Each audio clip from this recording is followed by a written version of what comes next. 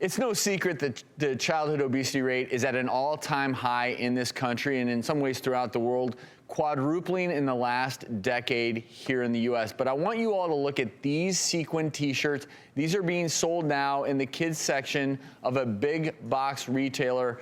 We asked our Facebook followers if they think these shirts may be sending a harmful message by glamorizing junk food. So before we get into this and give our own opinions, some folks out there, like Kathy said, poor choice for an image on shirts. When people are surrounded by images of food and have a lack of willpower, they'll be drawn to eating when not truly hungry.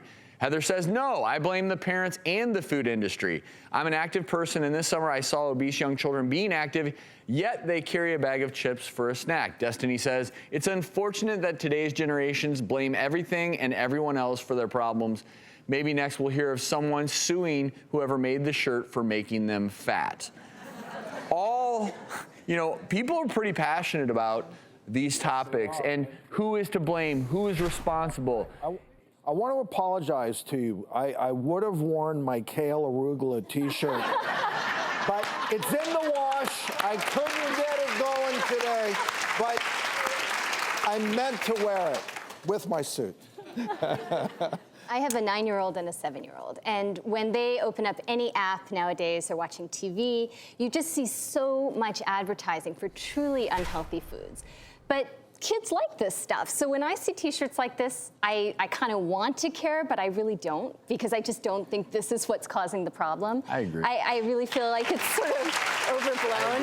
Like I feel like if they want to wear a sequin shirt with pizza on it, that's not what's going to make them obese. It's getting them off the screens. It's going into the schools, seeing what kind of food they're offering, what kind of nutrition we're talking about with our kids as parents. I mean, while yes, theoretically, subliminally, they are getting all these messages, I feel like there's so many more constructive Well, it's also ways interesting, to work and I on think this.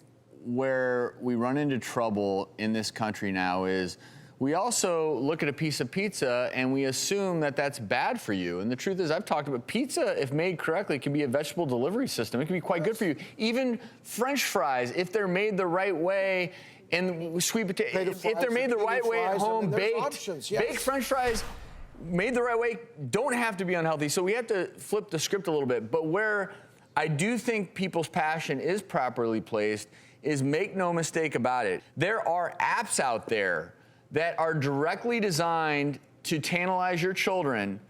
And then there are a lot of messages in those apps, and these may be free apps, where subtly they are being told how great all this junk food is. And we have a problem in this country. The rates of obesity have skyrocketed. Kids who are obese, they're more likely to develop heart disease, type 2 diabetes. They're more likely to die earlier. It is also very true that once a child becomes obese, it is much harder to lose that weight than to prevent it in the first place. So that we have to acknowledge all of your life. It's a true epidemic, and I think the number was 1/3 of children and adolescents are either overweight or obese. And that number was in 2012. So it is a huge problem, but I think that we just need to get our kids. Blame it on the we need to get them active. We need to focus on their diets. You know what? Instead of saying don't eat pizza, again, my mentality has always been, since I started hosting this show, and I've learned so much over the last decade, feed your kids pizza, but make them realize that pizza doesn't have to be bad. Give them foods that they enjoy that are also good for them. And most kids aren't going to. I know you love arugula, but most kids aren't going to come home and eat plain arugula. Put it on my pizza, by the way. Which is quite tasty, by the way. But that's, you can't take a kid and just say, here's your broccoli and arugula, just eat it.